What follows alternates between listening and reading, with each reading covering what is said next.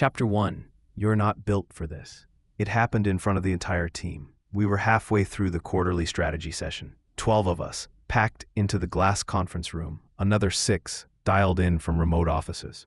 I had just wrapped a detailed presentation, 6-month proposal, client retention metrics, cross-functional accountability, and a phased rollout that avoided the burn and churn model we kept defaulting to. When I finished, the room fell into that uncomfortable pause that sits between approval and dismissal. Carla leaned back in her seat, swirled the lemon slice around in her water, and offered her feedback with a tone that could have been mistaken for amusement. "Well," she said lightly, "that was sweet." A few heads tilted, unsure whether to laugh or wait for clarification. Some chuckled anyway. Carla smiled, not warmly, but with just enough teeth to remind the room who still held the floor. She turned toward me like she was about to hand me a gold star. "I mean, Jordan," she said, voice smooth as glass, "you always bring heart. That's not a bad thing. But sometimes I wonder if you've really got the stomach for what this role demands." The implication didn't need repeating. Across the table, Marcus, the VP of strategy, cleared his throat. "I think the structure's strong," he said carefully. "The client-side implications are definitely worth unpacking." But Carla was already waving her hand toward the next slide. "We'll circle back," she said. "Let's move on." So we did. Or at least, the room did. I sat quietly while someone else pitched a concept that borrowed nearly word for word from what I had just delivered, only with less consideration and more volume. I didn't say anything. I watched the room nod along to the same strategy, now recast in Carla's preferred tone, bolder, brasher, and less concerned with nuance. Her message had been clear. She saw my thoughtfulness as hesitation, my diplomacy as weakness. My unwillingness to steamroll others made me a liability in her eyes. What she hadn't considered was the possibility that kindness and strategy weren't opposites. I wasn't incapable of confrontation. I simply chose to be measured. And in this office, where louder voices won points and quieter ones carried weight, being underestimated wasn't a weakness. It was an opening. Chapter 2. The invisible ceiling. I didn't need a formal demotion to know I'd been sidelined. The signs were quieter than that. Sharper, too. It started with emails I was no longer copied on. Conversations I used to lead, now rerouted to Carla's new favorite, Darren, a former consultant with the charisma of a podcast host and the depth of a PowerPoint slide. Then came the invites. Strategy syncs I once co-chaired started showing up on my calendar with view-only access. When I asked if that was an error, Carla brushed it off. "Just trying to keep things lean," she said. "Don't take it personally. Except in an office like ours, everything was personal. Participation was power, and absence meant one thing. They didn't see you as essential anymore." Carla called it streamlining. I called it what it was, surgical removal by slow exclusion. Still, I did my job. I kept things running. I delivered results. But when wins were tallied, they were spoken about in group terms. No names, no credit, just the team. But when things went wrong, she had no trouble assigning ownership. The final straw wasn't dramatic. It wasn't even public. It came during a quick hallway conversation, after a client call I had spent weeks preparing for. Carla walked beside me, breezing past every part of the meeting I'd carried, and said, "You did fine. Just fine." Then she added, almost as an afterthought, "You know, Jordan, you'd probably be further along if you weren't always trying to be the nice guy." I stopped walking. She didn't. That's when I realized Carla didn't think I lacked ability. She thought I lacked appetite. She couldn't imagine someone like me, measured, empathetic, calm under pressure, could ever survive at the top. She mistook thoughtfulness for timidity. And in that moment, I stopped trying to prove her wrong out loud. I stopped arguing my value. Because I understood something she didn't. You don't have to shout to shift power. You just have to know where it's leaking. And she was leaking. Arrogance, favoritism, and blind spots she was too self-satisfied to even notice. She couldn't see the ceiling she'd built over me. But I had already found the ladder. Chapter 3. One-on-one. Carla always preferred closed-door conversations. She liked controlling the frame. Without an audience, she didn't have to pretend to be collaborative. She didn't have to moderate her tone or pretend she was interested in your ideas. She could just evaluate you, like a resume in heels. That's what this was. A Thursday afternoon check-in, that had suddenly appeared on my calendar under the vague title, Touchpoint. The moment I walked into her office, she gestured to the chair across from her desk and offered a smile that didn't touch her eyes. I just wanted to realign. She said, make sure we're on the same page moving into Q4. I nodded slowly. Sure, I figured this might be about the enterprise account rotation. Carla tilted her head. Exactly. We're shifting portfolios around, nothing personal. You're still covering Tier 2, but we're giving Darren exposure to Tier 1. He's got the right voice for those clients. I let the phrase hang there a moment. The right voice? She smiled wider, as if I'd just proven her point. Don't do that. Don't get sensitive. This is about match, energy, assertiveness. You're great at operations, Jordan, at holding things together. But those accounts need someone more surgical. There it was. She dressed it up in business terms, but the meaning was clear. I was dependable, but not dynamic. Polished, but not sharp enough to cut through. You've said before that I'm one of the most consistent performers on the team, I said calmly. Client retention is highest on my accounts. Feedback has been consistently strong. Carla waved a manicured hand like that was beside the point. Sure, no one's questioning your competence. You're reliable. But you don't own the room, you manage it. I leaned back in my chair. You mean I don't bulldoze? She paused, giving me a look that almost bordered on pity. Jordan, she said, lowering her voice like she was doing me a favor. You're not built for blood. This game, it eats people who hesitate. I'm trying to keep you in the places where you shine. That's when I understood. Carla didn't want to promote me. She wanted to contain me. Because if I ever stepped into her lane with a real shot, she knew I'd threaten everything she'd carved out for herself. She just couldn't imagine me ever making that move, which is exactly why I would. Chapter 4, The Intern.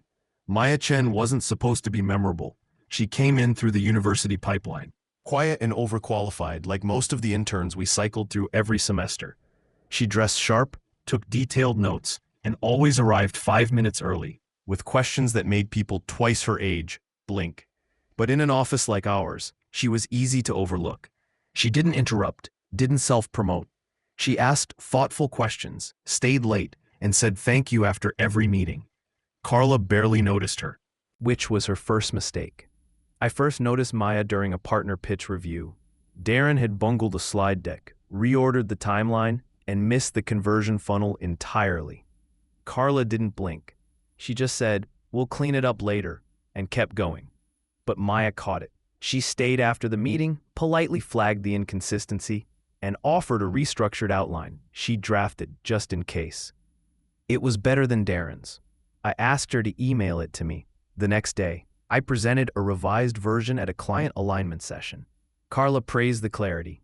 Darren nodded like he'd fixed it himself. Maya said nothing. But she smiled, just a little, when I thanked her afterward.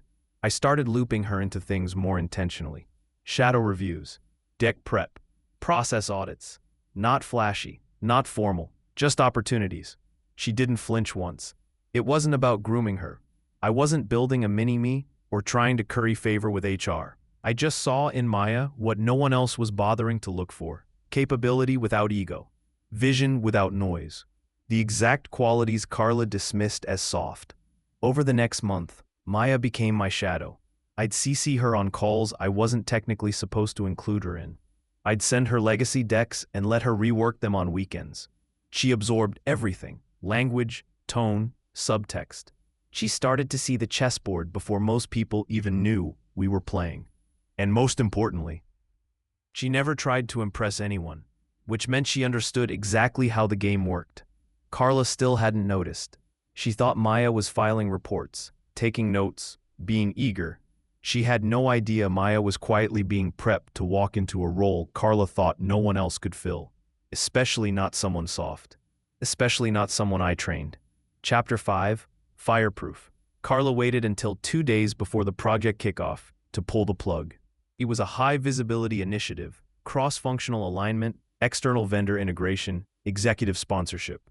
The kind of thing that could fast-track someone's career if handled well. I'd built the groundwork for months. Process flows, team onboarding, even the stakeholder matrix Carla presented to leadership had been drafted by me, then sanitized and stamped with her initials. So when I walked into our weekly sync, and she said, We're going to have Darren lead the rollout. I didn't blink. I just asked, may I ask why? She didn't flinch. You're better in a stabilizing role, and this project needs someone who can go to war without flinching. No offense, Jordan. You're just not fireproof. It wasn't about the project. It was about the message. She wanted me to know that no matter how prepared I was, no matter how much I contributed, she could always move the finish line, that she was in control. And if I pushed back, she'd say I was too sensitive, not a team player, playing the victim. So I smiled, nodded once, and said, got it. But I wasn't retreating. I was collecting evidence. Outside her office, I paused to email Maya a revised set of planning documents. The ones Darren would need, but wouldn't realize until the kickoff was underway. She didn't ask questions. She never did. That afternoon, I stayed behind to watch the prep meeting from a shadow account logged into the internal server. Maya was there, technically as a support associate, taking notes and fielding vendor questions while Darren fumbled his way through slide transitions. She saved the entire call without taking credit. That was the point. I wasn't grooming her to replace me. I was building a case, quiet proof that leadership didn't have to roar to be effective, that you didn't have to talk over people to lead them. Carla believed her brand of leadership was fireproof, abrasive enough to burn, calculated enough to survive. But what she didn't see was that something quieter had already started to smolder beneath her. While she insulated herself with louder voices and shallow loyalty, I had been building something steadier, stronger, not a spark, a structure. And by the time she noticed the heat, it wouldn't be because I raised my voice or broke protocol. It would be because everything around her had already begun to shift. Chapter 6, the leadership track. It was supposed to be a promotion, or at least that's how Carla framed it when she called me into her office the following Monday. Voice light, smile just a shade too polished. I've got something exciting to run by you, she said, gesturing to the seat across from her desk, like she was offering me a prize. I sat down and waited. We've created a new leadership track, she continued. It's part of a long-term initiative to nurture future directors. Rotational exposure, departmental audits, and mentoring across silos. I thought of you immediately. I blinked. That's great. It sounded impressive, progressive, even flattering, until I looked closer. There was no raise attached, no change in title, no change in actual authority, just more work, more visibility, and a shiny new narrative Carla could point to as proof that she supported internal development. It wasn't a promotion, it was a leash. I'd be tasked with cleaning up legacy messes, documenting process flows, and mentoring Darren on how to manage the accounts he'd inherited from me. I would do the labor, and he would get the credit, again. You'd be reporting directly to me, Carla added, like it was a perk. And I'll make sure your efforts are visible. Visible to whom? The exec team? The board? Or just to her? So she could keep me exactly where she wanted me? High effort, low threat, the fixer she could brag about without ever having to reward. I kept my face neutral and asked for time to think it over. Carla nodded, pleased. Of course, just don't wait too long. We're announcing the first participants next week. I left her office with a folder full of fluff and a clear understanding. This wasn't about growth. It was about containment, and the more I watched her scramble to secure her power through optical promotions and repackaged job duties, the more obvious it became. Carla didn't fear competitors. She feared comparisons. She feared that someone might notice the difference between performance and presence, between noise and impact, between posturing and leadership. So I accepted the offer, not because I believed in it, but because I wanted to be close enough to see the cracks form in real time. Close enough to pull the thread when the moment came. Chapter 7, The Crack. It started with a misfire, a vendor email that landed in my inbox by mistake, an attachment labeled Q4 budget adjustments, sent to me instead of Darren. The body text was short, just a note asking for confirmation on the final figures. I opened the PDF and scanned the table. Something didn't add up. Literally. The consultant line item for one of our mid-tier accounts had doubled. The name next to it? Darren's. Except Darren wasn't a contractor, he was salaried, and that budget line was tied to a client I had transitioned just 3 weeks prior. I flagged it, checked internal logs, and cross-referenced the billing dashboard. Darren had authorized a third-party billing partner to route payments through his cousin's LLC. On paper, it looked clean. But the cousin?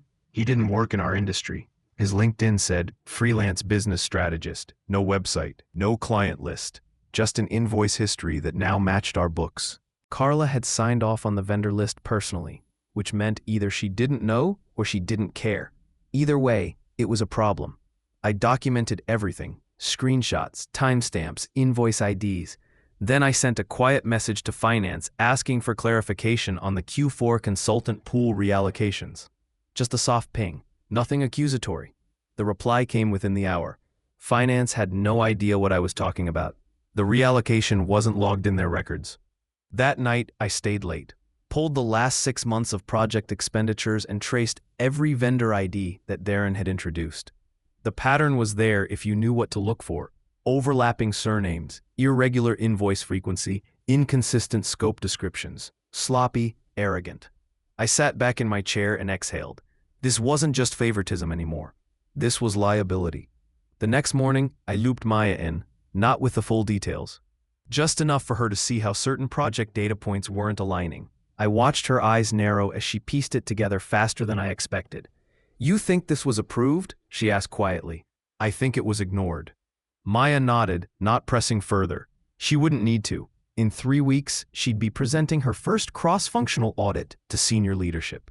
And when she did, every file I'd compiled would be ready, anonymized, airtight, and waiting for the right moment. Carla thought she could hide behind complexity. But paper trails don't lie. They just wait. Chapter 8, Chain Reaction. The presentation was scheduled for Thursday morning, 8:30 a.m. sharp, executive conference room. No coffee run, no warm-up banter, just a stack of binders, a projector, and 5 VPs who only showed up when something was on fire. Maya stood at the head of the table, poised but unreadable. Her audit report was structured, methodical, nothing flashy. Just clean logic and careful documentation, exactly how I'd coached her. She didn't name names, didn't accuse, she let the numbers talk. During our review, she said calmly, we noticed inconsistencies between reported consultant hours and client deliverables. The discrepancies appear small in isolation, but when layered across 6 projects, she clicked the slide forward. They result in a 14.8% over-allocation across the Q3 budget cycle. I sat along the wall, officially listed as an observer. Carla hadn't shown up, said she had a conflict. But I knew better. She didn't see Maya as a threat, still thought of her as an eager intern who would fade into the background once real decisions started flying. But the room didn't see her that way. One VP leaned forward, flipping back to a slide. "Can you show me that vendor code breakdown again?" Maya nodded and reloaded the chart. Not a single stammer. A second VP asked how the data was pulled. A third requested the original invoice sources. Maya had it all, meticulously cataloged. And when she said, "We're still in the review phase, but we've created an internal dashboard for finance to monitor moving forward," you could feel the energy in the room shift. Heads tilted, pens started moving. She wasn't just presenting findings. She was solving problems before they were asked. The audit concluded with no dramatic mic drop, no accusatory tone. Just a shared drive folder, a thank you, and Maya politely excusing herself while the executive stayed behind to talk.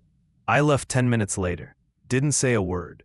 But that afternoon, a calendar invite popped up. Subject line, confidential follow-up consultant billing. Attendees, Carla, CFO, HR, and me.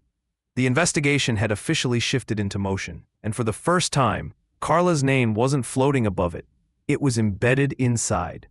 She wasn't just overseeing the fallout. She had become part of the equation, whether she realized it or not. As for my role, it no longer required confrontation or posturing. The truth had enough momentum on its own. My job now was simple: let the process unfold and trust that the pieces I had quietly arranged would land exactly where they were meant to. Chapter 9. Her version of events. By the time the follow-up meeting was scheduled, Carla had already gone into damage control mode. She called me the night before, not from her work line, but from her personal cell, which she'd never used with me before. The tone was soft, disarming. like she was catching up with an old friend, not the person now seated across from her on a potential audit fallout. "I wanted to touch base before tomorrow," she said. "Make sure we're aligned." "On what?" I asked, even though I already knew. She laughed lightly, a little forced. "Just how we're positioning this." Obviously, it was Darren who mishandled the onboarding process. I had no idea he was routing vendor invoices through unverified channels. There it was. She didn't ask what I knew. She assumed I hadn't connected the dots, or if I had, that I wouldn't say anything. "I'm just hoping we can keep things internal," she continued. "No need to escalate. We're a team, right?" I let the silence hang just long enough for her to notice. In the morning, the conference room felt colder than usual. Maybe it was the weather. Maybe it was the presence of HR and finance, both of whom came armed with folders and laptops. Carla smiled as she walked in. Professional, composed. She opened the meeting with a statement about maintaining integrity and addressing concerns transparently. She claimed she had only recently become aware of the consultant discrepancies and had already begun the process of untangling the vendor chain. Then she turned to me. "Jordan's audit support was actually instrumental in identifying the inconsistencies," she said, her voice warm. "He's always been diligent with compliance reviews, and we're lucky to have him in this role."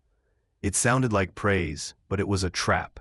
If I accepted the compliment, I became her ally in the cleanup. If I contradicted her, I became the aggressor. I didn't do either. Instead, I handed finance a hard copy folder and said, "You'll find email threads in there dating back 3 months, each showing points of approval on the vendor onboarding from Carla's account." Carla blinked, just once. The room shifted. HR leaned forward. "Was there documentation for these approvals?" I didn't look at her when I answered. "Every one of them." Chapter 10, The Backpedal. Carla didn't crumble, not right away. She kept her posture steady, her tone neutral.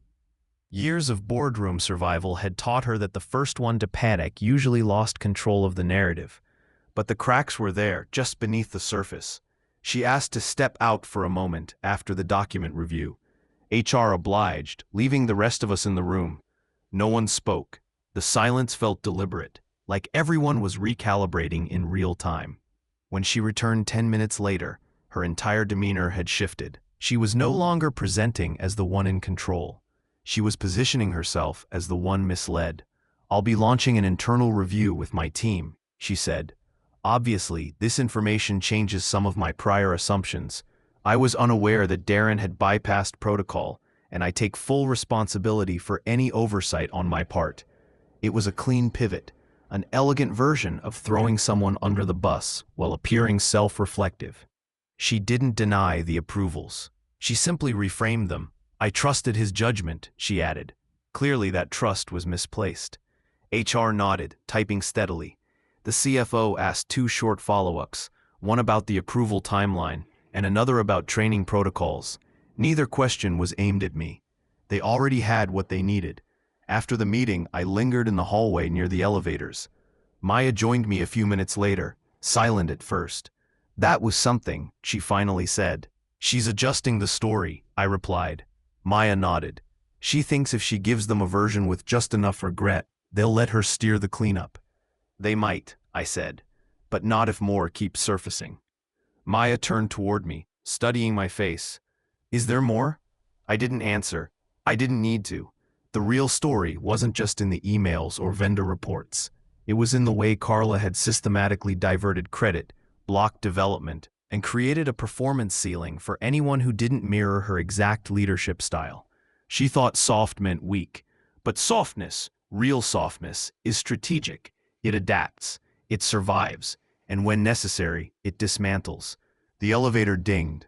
Maya stepped inside and held the door. "This isn't over," she said quietly.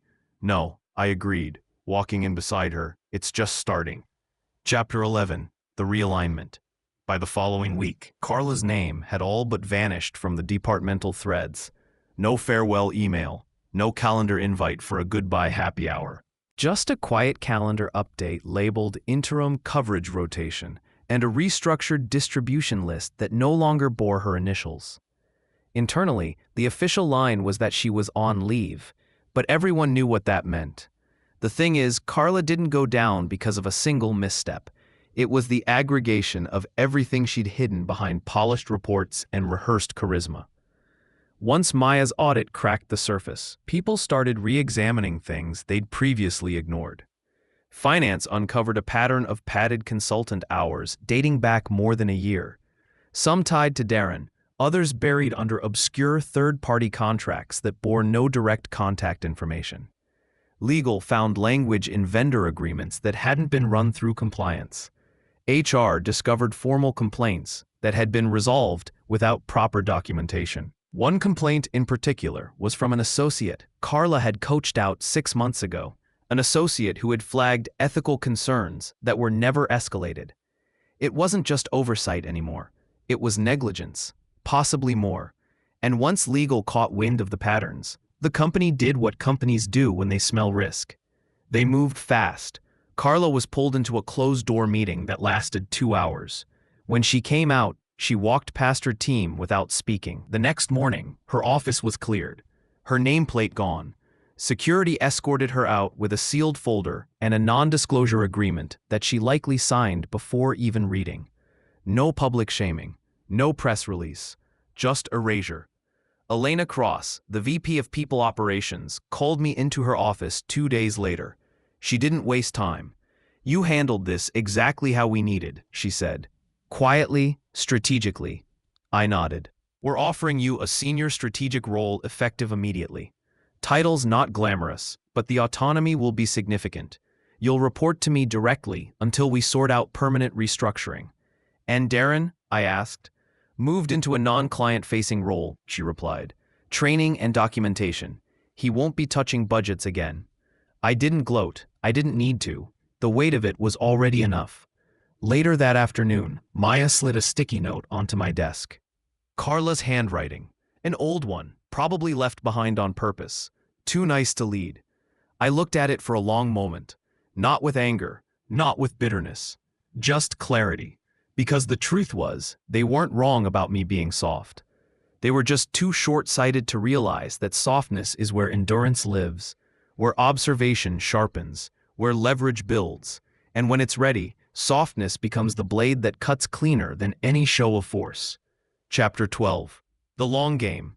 The new title was official now, Senior Program Liaison.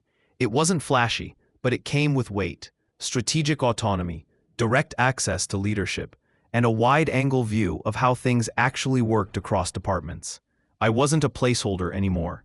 I was a decision-maker. The role came quietly, no ribbon-cutting or welcome party. Just a new desk, a login for restricted dashboards, and calendar invites that used to skip me entirely. I didn't need applause. I needed a clear runway. Elena trusted me to clean up the structural gaps left in Carla's wake. Not just the vendor issue, but the ripple effects no one else wanted to admit. Teams that had stopped asking questions, workarounds that had become policies, fear that had settled like dust in every process review. My first initiative wasn't loud. It was a policy audit. 15 pages of contradictions, blind spots, and temporary exceptions that had somehow become standard. When I handed it to Elena, she smiled like she'd been waiting for someone to do exactly that. "You're not here to babysit," she said. "You're here to rebuild." And that's what I did. Maya, meanwhile, was leading a newly formed task force on billing compliance. Elena had tapped her specifically. The move wasn't symbolic. It was tactical. Maya had credibility now. People had seen her work, watched her hold her own in a room full of executives. They respected her. During our first joint meeting, I sat across from her while she walked the team through a redesigned consultant intake flow. No fluff, no pretense. Just clean logic and a firm voice. Afterward, we debriefed over coffee. "You know," she said, "Carla used to tell me I needed to be more assertive if I ever wanted to lead." She was half right, I said. "You needed opportunity, not aggression." Maya laughed. "Funny how fast everything changed." "Not fast," I said, "just finally visible." The long game doesn't win headlines. It doesn't charm quarterly reports. But it endures. Carla had the spotlight. She used it to build a wall. I built a foundation instead. And when the time came, mine held. What they once called softness, turns out it was strategy. Epilogue, what they call you. 3 months later, I ran into Carla at an industry panel. She wasn't speaking, just attending. Hovering near the back of the room, dressed in muted tones. Her badge flipped inward so you couldn't see where she worked now, if anywhere. When our eyes met across the crowd, she offered a polite nod. Not cold, but careful. She looked like someone who knew the floor had shifted beneath her and was still learning how to walk on it. I didn't approach her. There was nothing left to say. Instead, I took my seat at the front row, alongside Elena and a few execs from our partner firms. The topic of the session: sustainable leadership models and ethical decision-making in high-growth environments. When it was my turn to speak, I kept it simple.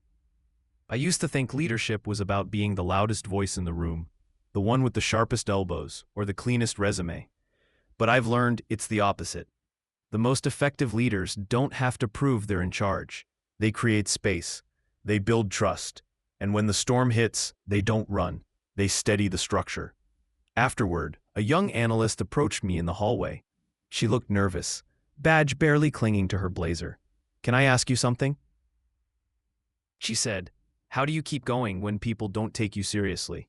I smiled, because I knew exactly what she meant. "They'll call you soft," I told her.